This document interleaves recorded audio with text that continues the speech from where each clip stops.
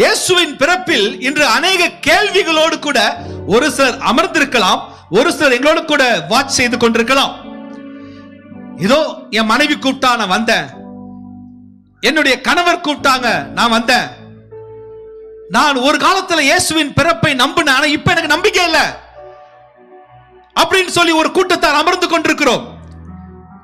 என் அன்பு சகோதரனே சகோதரியே, இயேசுவின் பிறப்பில் இன்று அநேகருக்கு அநேக வகையான கேள்விகள் உண்டு. முதல் காரியமா, இயேசு பிறக்கவே இல்லைன்னு சொல்ற ஒரு கூட்டமும் இந்த பூமியில உண்டு. ஏனென்றால் அவர் இரட்சகர் அல்ல, அவர் சாதாரண மனுஷன் என்று சொல்லிக் கொண்டிருக்கிற தேசங்களும் உண்டு. இன்னொரு கேட்டகரி இருக்கிறாங்க, அவர் பிறந்த தேதி என்ன தெரியுமா? டிசம்பர் மாசமே கிடையாது, அது 25 கிடையாது, அவர் செப்டம்பர்ல பிறந்தாரு, அக்டோபர்ல பிறந்தாரு. அநேகர் பேசிக்கொண்டே இருக்கிறார்கள். இன்னும் ஒரு சில கூட்டம் உண்டு, இந்த டிசம்பர் மாதம் 25ஆம் தேதி கிறிஸ்துமஸே கிடையாது, அது வேறே கடவுளுடைய பண்டிகை என்று சொல்லி பேசிக்கொண்டிருக்கிற கூட்டத்தாரும் உண்டு. இது அநேக கூட்டத்தார் இன்று கிறிஸ்தவர்களுக்குள்ளாய் புகுந்து அவர்களுடைய நம்பிக்கையை சீர்குலைக்கும் வண்ணமாய் அநேக கூட்டங்கள் எழும்பி அநேகருடைய நம்பிக்கையை பாழாக்கி கொண்டிருக்கிறது. இயேசுவின் பிறப்பிலேயே கை வைக்க சத்ருவானவன் திட்டமிட்டு செயல்பட்டு கொண்டிருக்கிறான். டிசம்பர் 25 தான் பிறந்தாரா நிரூபியுங்கள், ஒரு கூட்டம் பேசுகிறது. இது நிரூபிக்கிற காலம் அல்ல, நேரம் அல்ல. எங்கள் இயேசு இதை நிரூபிக்க எங்களை ஊழியக்காரியாய் தெரிந்து கொள்ளவில்லை, அவருடைய சுவிசேஷத்தை அறிவிக்கவும் அவர் சொன்னதை செய்யவும் தான் எங்களையும் இந்த சபையும் கர்த்தர் தெரிந்து கொண்டிருக்கிறார். என் அன்பு சகோதரனே சகோதரியே, ஒருவேளை 25 இல்லாமல் இருக்கலாம்.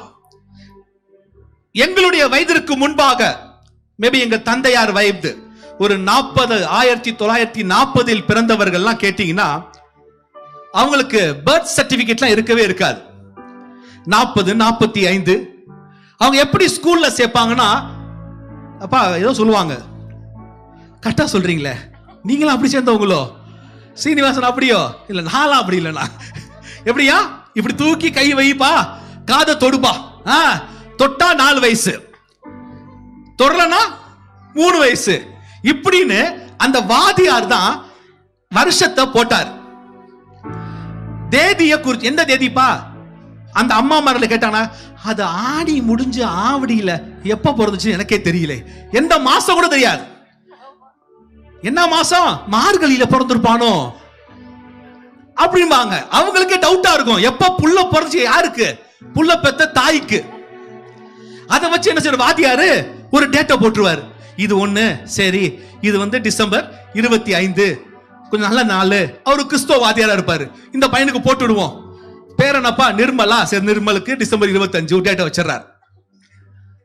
ஆனா நாட்கள் கடந்து போகுது, அந்த வயதோடும் அந்த தேதியோடும் தான் அந்த மனுஷன் வளர்ந்து வருகிறார், படித்து முடிக்கிறார், நல்ல ஒரு வேலைக்கு போகிறார். அதன் பிறகு அவர் பிள்ளைகள் பெற்றெடுக்கிறார். அந்த பிள்ளைகள் வருஷந்தோறும் எந்த தேதியை பிறந்த நாளா கொண்டாடுவாங்க? சொல்லுங்களேன், சொல்லுங்களேன். அந்த பெற்றெடுத்த நாள் கிடையாது, அந்த வாதியார் எழுதி வைத்த நாள்.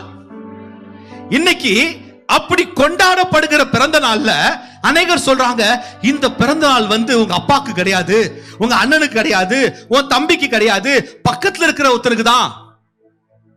ஆனா பெயர் போட்டிருக்கோம் சகோதரன் நிர்மல் அவர்களுக்கு பிறந்த நாள் என்று சொல்லி. ஆனா இன்னைக்கு என்னது? ஒரு கூட்டம் பேசுது, இது நிர்மலுக்கான பிறந்த நாள் அல்ல. என் அன்பு சகோதரனே சகோதரியே, எந்த தேதி வேணா இருக்கலாம், ஆனா இயேசு பிறந்தது உண்மை, உனக்காக மரித்தது உண்மை, உனக்காக உயிர் தெழுந்தது உண்மை, அவர் இன்றும் ஜீவிக்கிற தெய்வம், அதுவும் உண்மை. ஒரு ஆமென் சொல்லுங்கள. இயேசுவின் பிறப்பை சபைகளுக்குள்ளாய் கடந்து வந்து குழப்புகிற குழப்பவாதிகள் அநேகர் உண்டு. உனக்கு கர்த்தர் அவர் எந்த நாளில் எந்த கிழமையில் பிறந்தார் என்பதை தியானிப்பதற்காக இன்று உன்னை அழைத்து வரவில்லை. இயேசு எதற்காக பிறந்தார் என்பதை தான் தியானிக்க இன்று நீனும் நானும் கூடி இருக்கிறோம். ஆமென், ஹல்லேலூயா. இந்த குழப்பத்தெல்லாம் விட்டுட்டு நம்ம நேரா செய்திக்குள்ள வர போறோம். இயேசு கிறிஸ்து நம்மோடு கூட பிறப்பதற்கு முன்பாய் அநேக நாமங்கள் அவருக்கு கொடுக்கப்பட்டது. இதில் அதிசயமானவர் என்பதை குறித்து நாங்கள் கிறிஸ்துமஸ் செலிப்ரேஷன் அன்று நாங்கள் பிரசங்கமாய் கொண்டு வந்தோம். மத்தேயுவின் புஸ்தகம் 1ஆம் அதிகாரம் 23 எடுத்து வாசிக்க கேட்போம். அவன் இதோ ஒரு கன்னிகை கர்ப்பவதியாகி ஒரு குமாரனை பெறுவாள். இன்னும் இயேசு பிறக்கல, அதற்கு முன்பாக ஒரு தீர்க்க தரிசனம் வருகிறது. வாசிமா. அவருக்கு இம்மானுவேல் என்று பெயரிடுவார்கள். இம்மானுவேல் என்று பெயரிடுவார்கள். சொல்லுமா. இம்மானுவேல் என்பதற்கு தேவன் நம்மோடு இருக்கிறார் என்று அர்த்தமா? நல்லா கவனிங்க. வேதாகம புஸ்தகத்தில் ஒவ்வொரு சம்பவமும் ஒரு கோர்வை இல்லாமல் இருக்கவே இருக்காது. ஒரு பெயரிடும் போது கூட அந்த பெயர்ல ஒரு அர்த்தம் இல்லாம இருக்கவே இருக்காது. இம்மானுவேல் என்று பெயரிடும் போது ஏன் அதுக்கு என்ன அர்த்தம் வேதம் சொல்லுது? தேவன் நம்மோடு இருக்கிறார். ஏன் இயேசு பிறக்கும் பொழுது இந்த பெயர் சூட்டப்பட்டது? அப்படியே ஆதியாகம புஸ்தகம் முதல் அதிகாரத்தை திருப்பிக் கொள்ளுங்கள். ஆதியாகம முதல் அதிகாரம் 27ஆம் வசனத்தை வாசிக்க கேட்போம். தேவன் தம்முடைய சாயலாக, நல்லா கவனிங்க, தேவன் தம்முடைய சாயலாக, மீண்டும் வாசிமா, தேவன் தம்முடைய சாயலாக. அப்ப என்ன அர்த்தம்? தேவனை போலவே. நல்லா கவனிங்க, தேவனை போலவே. அப்ப தேவனுடைய ஒரு ஜெராக்ஸ், சரியா? ஒரிஜினல் ஒரு நகல். நல்லா கவனிங்க, ஒரு ஜெராக்ஸ் காப்பி யார் உருவானா? வாசிமா. தேவன் தம்முடைய சாயலாக மனுஷனை சிருஷ்டித்தார். நல்லா கவனிங்க, மனுஷனை சிருஷ்டித்தார். அவனை தேவ சாயலாகவே சிருஷ்டித்தார். அப்படியே ஒரு 2ஆம் அதிகாரம் 19-20 வாசிமா. தேவனாகிய கர்த்தர் வெளியின் சகலவித மிருகங்களையும் ஆகாயத்தின் சகலவித பறவைகளையும் மண்ணினாலே உருவாக்கி. நல்லா கவனிங்க, எதனால? மண்ணினால உருவாக்கி ஆதாம் அவைகளுக்கு என்ன பெயரிடுவான் என்று பார்க்கும்படி யார்கிட்ட கொண்டு வந்தாரா? ஆதாம். அவருடைய கரத்தினால உருவாக்கப்பட்ட மனுஷன். இங்க யாரு மனுஷன்? யாரு மனுஷி? நம்ம தான். இப்ப ஆண்டவர் கொண்டு வராராம் பிரின்ஸ்ட. ஒரு சிங்கத்தை செஞ்சு கிட்ட கொண்டு வராரு. சிங்கத்தை பாக்குறாரு, ஆனா சிங்கத்துக்கு உயிர் இல்ல. எதுல செய்யப்பட்டிருக்கு? மண்ல. பிரின்ஸ் ஆண்டவர் உருவாக்கிறாராம். பிரின்ஸ் சொல்றாராம், அந்த சிங்கத்தை பார்த்து கொஞ்சம் பார்க்க பயங்கரமா இருக்கு, இதுக்கு பெயர் யார் வைக்கிறா? யார் வைக்கிறா? பிரின்ஸ். நான் பிரின்ஸ் தான் எக்ஸாம்பிளா சொன்னேன். சொல்லுங்க, யார் வச்சா?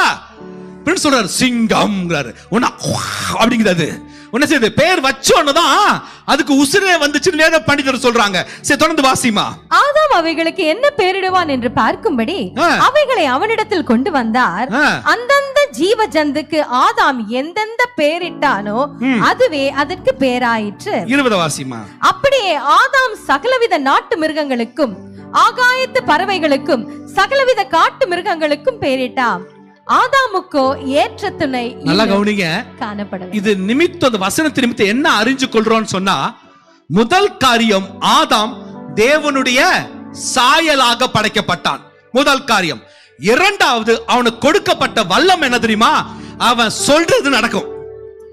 ஆமென் சொல்லுங்களேன். அல்லேலூயா. ஒரு மண்ணை பார்த்து பேசினா மண்ணுக்கு உசுறு வருங்க. இதான் ஆதாம் செஞ்சான். எப்பேற்பட்ட வல்லமையோடு ஆதாம் உருவாக்கப்பட்டான். ஆனால் 3ஆம் அதிகாரம் சொல்லுகிறது, ஆதாமும் ஏவாளும் பாவம் செய்தது நிமித்தம் யாரை விட்டு பிரிந்து வந்தார்கள்? கர்த்தரை விட்டு, தேவனை விட்டு பிரிந்து வந்தார்கள்.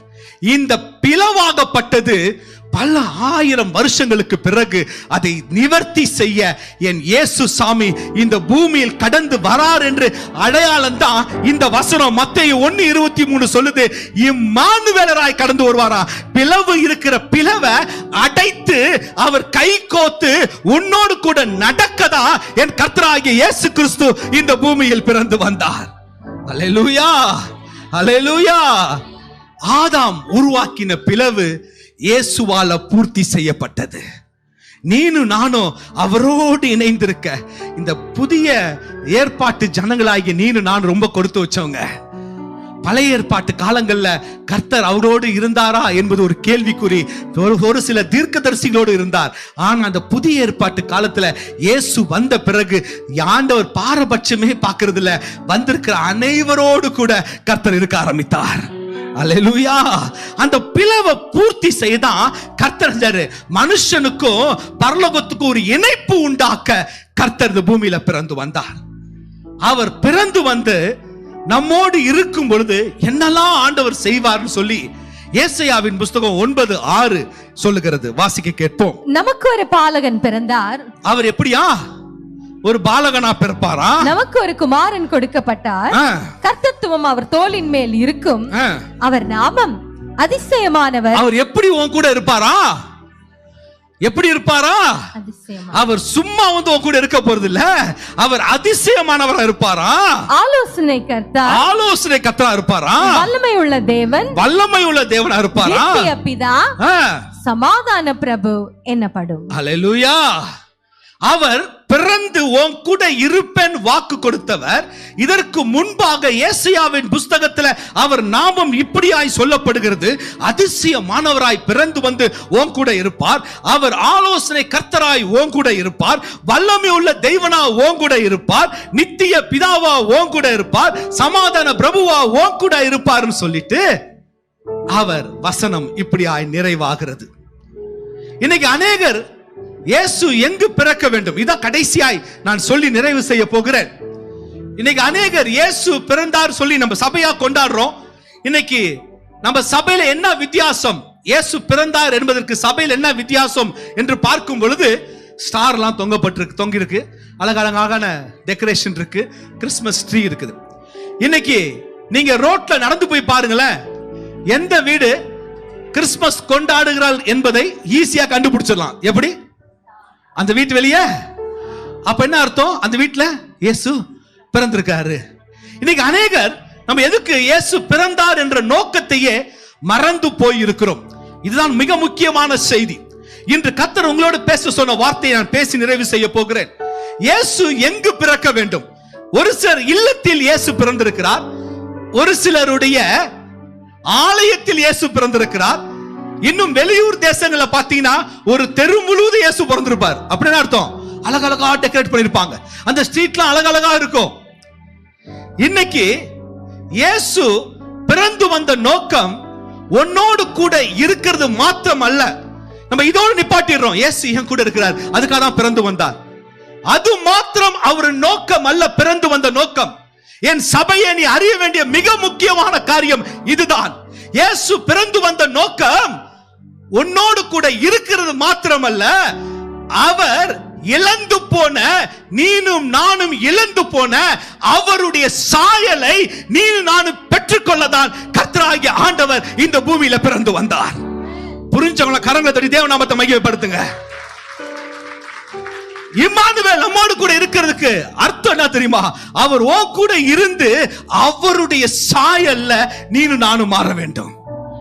ஆதாம் இழந்து போனதை நீ நானும் பெற்றுக்கொள்ளதான் கர்த்தர் இந்த பூமியில கடந்து வந்தார்.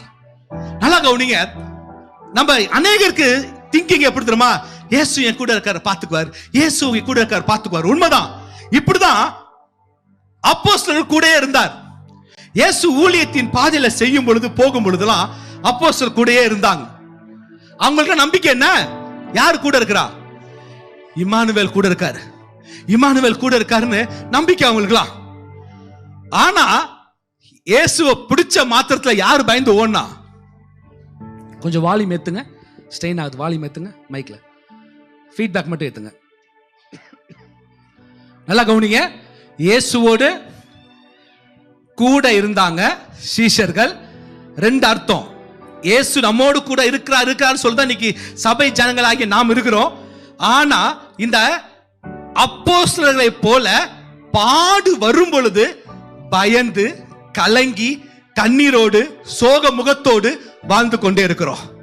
ஆனா நீனும் நானும் இன்று சத்தியத்தை அறிந்து கொள்ளும் பொழுது, தேவ சாயலாய் மாறும் பொழுதுதான் நம்ம அடுத்த ஸ்பிரிச்சுவல் லெவல்ல, அடுத்த விசுவாச லெவல்ல மாற போகிறோம், மாற முடியும். இன்னைக்கு அநேகர் எப்படி நினைக்கிறோம்னா, இயேசு என் கூட இருக்கார் போதும். இயேசு உன் கூட இருக்கிறதுக்கு நோக்கமே நீ அவருடைய சாயலா மாறணும் தான் உன் கூட இருக்க ஆசை பிரியப்படுறார். ஆதி நாட்கள்ல அப்போஸ்தலர் நடவடிக்கைகளை வாசிக்கும் பொழுதும் அதற்கு முன்பாக உள்ள அப்போஸ்தலருக்கு வித்தியாசம் உண்டு. நல்லா கவனி, நல்லா கவனி. இயேசுவோட தான் நடந்தாங்க, இயேசுவோட தான் சாப்பிட்டாங்க, இயேசுவோட தான் கூட இருந்தாங்க. ஆனா அவர்கள் இம்மானுவேலரோடு தான் கூட இருந்தாங்க. ஆனா அவருடைய சாயலா மாறாம இருந்தாங்க. அவரோடு கூட இருக்கும்போது இயேசு என்ன செய்வார்னா, ரெண்டு பேரா போ ஊழியம் பண்ண அனுப்பிச்சு விட்டார். சீஷர்கள் எல்லாம் போனாங்க. வேதத்துல வாசிக்கும் பொழுது பார்க்கலாம், அவங்க சொல்லுவாங்க, இயேசுவே நான் ஜெபம் பண்ணேன், இப்படி அற்புதம் நடந்துச்சு, நான் ஜெபம் பண்ணேன், அதிசயம் நடந்துச்சு. இயேசுவோடு கூட இருக்கும் போதும் அற்புதம் நடக்கும், அதிசயம் நடக்கும். ஆனா நீ அந்த லெவல்ல இருக்க கர்த்தர் விரும்பல, அதற்கு மேலான லெவல்ல வரணும் தான் இன்னைக்கு ஆண்டவர் பேசி கொண்டிருக்கிறார் உன் கூட. ஆனா இயேசு சாமி எடுத்து வாசிங்களேன். அப்போஸ்தலர் புஸ்தகம் 1ஆம் அதிகாரம் 8ஆம் வசனம். பரிசுத்த ஆவி உங்களிடத்தில் வரும்போது நீங்கள் பலனடைந்து, நீங்கள் யார் சொல்ற? இயேசு சாமி சொல்றார், பலனடைந்து எருசலேமிலும் யூதேயா முழுவதிலும் சமாரியாவிலும் பூமியின் கடைசி பரியந்தமும் எனக்கு சாட்சிகளாய் இருப்பீர்கள் என்றார். தொடர்ந்து வாசிமா. இவைகளை அவர் சொன்ன பின்பு, நல்லா கவனிங்க, இவைகளை சொன்ன பின்பு சீஷர்களுக்கு அவர் பேசுறார், அப்போஸ்தலர்ட்ட பேசுறார், சீஷர்கிட்ட பேசுறார், தான் கூடயே இருந்த சீஷர்கிட்ட பேசுறாரு. என்ன செய்ய போறேன்? இவைகளை சொன்ன பின்பு அவர்கள் பார்த்து கொண்டிருக்க, சீஷர்லாம் பார்த்துட்டே இருக்கிறாங்க. உயர எடுத்துக்கொள்ளப்பட்டார். யார் எடுத்துக்கொள்ளப்பட்டா? இயேசு, இம்மானுவேல், கூடவே இருப்பேங்கிறவர் எடுத்துக்கொள்ளப்பட்டார். அதற்கு பிறகுதான் அப்போஸ்தலர் உணர ஆரம்பிச்சாங்க, இயேசு கூட இருக்கிறது நல்லது, ஆனா அவருடைய சாயலா மாறுறதா மிக நல்லது. அல்லேலூயா, அல்லேலூயா. நல்லா கவனிங்க, நீ எப்ப அவரை போல மாறியோ அப்பதான் அதிசயம் உன் வீட்டுல நடக்கும், அற்புதம் அப்பதான் உன் வீட்டுல நடக்கும். எப்ப அவர் கூட இருக்கும் போது நீ 10% அவரை அனுபவிக்கலாம், நீ அவர் சாயல்ல மாறும்போது 100% அற்புதத்தோடு அடையாளத்தோடு உன் வாழ்க்கையை நடத்த முடியும். அதற்கு சாட்சி தான் ஒரு சில வசனங்களை வாசிக்க போறோம். இயேசுவை பிடித்த பொழுது பயந்து ஓடிய அதே சீஷர்கள் என்ன செய்கிறார்கள், என்ன நடக்கிறது? அப்போஸ்தலர் புஸ்தகம் 2ஆம் அதிகாரம் 3ஆம் அதிகாரம் அவங்க தன்னை வெளிப்படுத்த ஆரம்பிக்கிறாங்க, இயேசுவை பிரதிபலிக்க ஆரம்பிக்கிறாங்க, இயேசுவை பிரசன்னம் பண்றாங்க. 3000 பேர் ரட்சிக்கப்படுறான். அப்போஸ்தலர் 2-3 இல்லத்துல வாசிச்சு பாருங்க. அந்த பயந்து ஓடியவர்கள், இயேசுவோடு கூட இருந்தவர்கள், ஆனால் இயேசுவின் சாயலாய் மாறாதவர்கள், அந்த நாட்கள்ல 2ஆம் அதிகாரம் 3ஆம் அதிகாரம் சொல்கிறது, சாயலாய் மாறிய பிறகு அவர்களுடைய ஊழியமே மாறி போச்சுங்க. அவங்க நட, அவங்களுடைய உடை, அவங்களுடைய கிறிஸ்தவ வாழ்க்கை எல்லாம் மாறுது. அதை குறித்து இன்னும் 5ஆம் அதிகாரம் 12, 15, 16 வாசிக்க கேட்போம். அப்போஸ்தலருடைய கைகளினாலே, அப்போஸ்தலர் 5ஆம் அதிகாரம் 12, 15, 16. அப்போஸ்தலருடைய கைகளினாலே அநேக அடையாளங்களும் அற்புதங்களும் ஜனங்களுக்குள்ளே செய்யப்பட்டது. நல்லா கவனிங்க, யார் கையினால? யார் கையினால? பயந்து ஓடிய சீஷர்களால.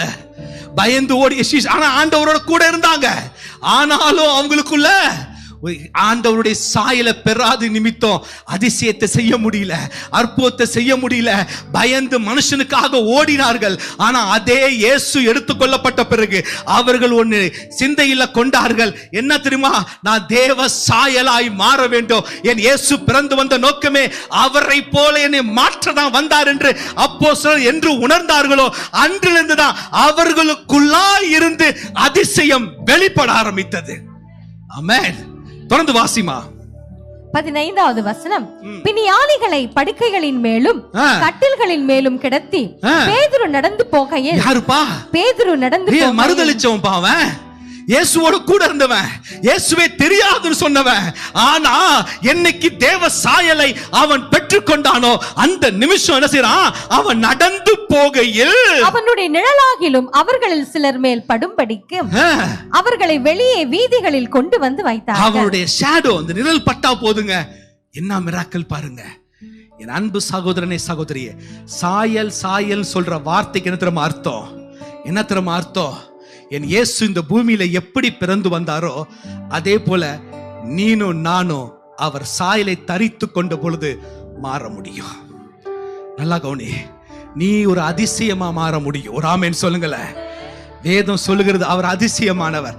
இப்பொழுது எடுத்துக்காட்டுக்காக சொல்றேன்னு, வாங்க பிரின்ஸ், வாங்க அருண், வாங்க. இவர் ஒரு மனுஷனா இருக்கிறார். இன்னைக்கு அவர் இயேசு கூட தான் இருக்கார், நான் கூடயே இருக்கிறேன், ஹாப்பியா இருக்காரு. ஆனா என்னைக்கு இவரு தேவ சாயலா மாறாரு தெரியுமா? அப்ப அருண் எங்க இருக்காரு? தேவ சாயலுக்கு பின்பாக தான். அப்ப இந்த தேவனுக்கு என்ன வல்லமை இருக்கு சொல்லுங்களேன். ஏசாயா 9:6 என்ன சொல்லுது? அவர் அதிசயமானவர், ஆலோசனை கர்த்தர், வல்லமை உள்ள தெய்வம், நித்திய பிதா, சமாதான பிரபு. இதெல்லாம் யார் மூலியமா ஆண்டவர் செய்ய போறாரு? இந்த பாருங்க, இந்த ஷேடோ பட்டா ஹீலிங் நடக்கும். இந்த ஷேடோ பட காரணம் என்ன? இந்த ஷேடோக்குள்ள யார் இருக்கிறா? இம்மானுவேல். அண்ணன் சொல்ற, அழகா சொல்ற, என்னது? கர்த்தருடைய சாயலாக மாறும் பொழுது நீ யார் தெரியுமா? நீ ஒரு அதிசயம். இன்னைக்கு அநேகர் அதிசயத்துக்காக ஓடுறோம். எனக்காக ஜெபம் பண்ணுங்க, எனக்காக ஜெபம் பண்ணுங்க. ஐயா, நீ என்னைக்கு கர்த்தருடைய சாயலை தரித்துக் கொள்றியோ நீனே ஒரு அதிசயமா இந்த பூமியில நடக்க முடியும். பேதுரு நடக்க ஆரம்பிச்சான், அவனுடைய ஷேடோ ஹீலிங் பண்ணுதுடா. அதே கர்த்தரை நீ சாயலாக எடுத்துக்கொண்டால் உன்னுடைய ஷேடோ, உன்னுடைய நிழல் ஹீலிங்கை உண்டாக்குவது நிச்சயம். வேதம் பொய் அல்ல, வேதம் பொய் அல்ல. என் அன்பு சகோதரனே, சகோதரியே, நீ கர்த்தருடைய சாயலை தரித்துக் கொள்ளும் பொழுதுதான் ஆலோசனை இல்லாம தத்தளித்துக் கொண்டிருக்கிறியா? கர்த்தர் ஏன் உங்கள் ஊழியர்கள் நாங்களும் ஒரு நாள் எங்களுக்கு ஆலோசனை கிடைக்குமா என்று தத்தளித்த நாட்கள் உண்டு. என்று நாங்கள் இந்த சத்தியத்தை அறிந்தோமோ, தேவ சாயல் கர்த்தரோடு தான் கிறிஸ்தவர்களா இருந்தோம். ஆனா என்னைக்கு என் இயேசுவுடைய சாயலை தரித்துக் கொண்டோமோ, இன்று அநேக அறிவாளிகளுக்கும் ஆலோசனை கொடுக்க கர்த்தர் இந்த பேதைகளை தெரிந்து கொண்டிருக்கிறார். எங்கேயோ சொல்ல தேவையில்லை. அநேகர் சொல்லுவாங்க, பிரதர் சிஸ்டர், நாங்க உடைஞ்சு போயிருந்தோம், நீங்க வந்து ஒரு பாட்டு பாட்டீங்க, அண்ணா நீங்க வந்து நின்னீங்க, என் குடும்பத்துல இருந்த பிரச்சனை எல்லாம் அப்படியே போன மாதிரி ஆயிடுச்சு. அநேக சாட்சிகள். இதுக்கு என்ன தெரியுமா காரணம்? உங்க ஊழியர்கள் அவரை இம்மானுவேலா மாத்திரம் பார்க்கல, அவர் சாயலாக மாறுவதற்கு எங்களை நாங்க விட்டு கொடுத்தோம். பேதுருவை தியானிக்கிறோம், பவுலை தியானிக்கிறோம், உங்க ஊழியர்களுடைய வாழ்க்கை நடந்த உண்மைகளை சொல்லிக் கொண்டிருக்கிறேன். எங்களுடைய வாழ்க்கையில இந்த ஊழியத்துக்கு அழைக்கப்பட்ட பொழுதே நாங்கள் எப்படி அழைக்கப்பட்டோம் என்று சொன்னால், நாங்க நடத்துற நிறுவனத்துல ஒரு சில வருவாங்க, பேசிக்கொண்டே இருப்பாங்க, கண்ணீரோடு நிற்பாங்க. அவங்க சொல்லுவாங்க, நான் ஏன் அழுவுறேன்னு தெரியல, நான் ரொம்ப அழுவலாம் மாட்டேன், நான் இருந்த வெளியூர் தேசம், தேசத்தை சீக்கிரமா அழ மாட்டாங்க, ரொம்ப ஸ்டபனா இருப்பாங்க, ஆனா தேம்பி தேம்பி அழுவாங்க. ஏன்னா என் இதயத்துல பாரத்தெல்லாம் சொல்லும். என் வாழ்க்கையில நிறைய கஷ்டப்பட்ட பிரதர், கஷ்டப்பட்ட பேச ஆரம்பிச்சாங்க. நாங்க யோசிச்சோம், ஏன் இதெல்லாம் எங்கள்கிட்ட பேசுறாங்க? ஏன்னா அந்த நாட்கள் தான் நாங்க இயேசுவினுடைய சாயலை தரித்துக் கொள்ள ஆரம்பித்த நாட்கள். இன்னும் ஒரு சில சாட்சிகள், ஒரு சில கடைக்குள்ள உள்ள வருவாங்க, அப்படியே அலக்களித்து கீழே விழுவாங்க. வல்லமையுள்ள தெய்வனுடைய சாயலை தரித்துக் கொண்டது நிமித்தம், வல்லமையுள்ள தெய்வம் எங்களுக்கு முன்பாக இருப்பது நிமித்தம் அந்த சத்துருவால நிற்க முடியல, கீழே விழுந்து அலக்களிக்க ஆரம்பித்தான். அன்பு சகோதரனே, சகோதரியே, நீ எப்பொழுது அவருடைய சாயலாக மாறுகிறாயோ அப்பொழுது இயேசுவினுடைய நாமமாகிய அதிசயமாய் நீ மாறுவ. ஆலோசனையினுடைய பிரதானமான மனுஷியா நீ மாறுவ. ஒரு வல்லமையுள்ள பாத்திரமா நீ மாறுவ. நித்திய காலத்துக்கு வாழுகிற ஒரு மகிழ்ச்சியோடு கூட நீ வாழுவ, சமாதானத்தோடு கூட நீ வாழ்வ. அன்பு சகோதரனே, சகோதரியே, மிக முக்கியம் இயேசு பிறந்து வந்த நோக்கம் உன்னோடு கூட இருக்கதான். ஆனாலும் நீ அவர் சாயல்ல மாற வேண்டும், இதோடு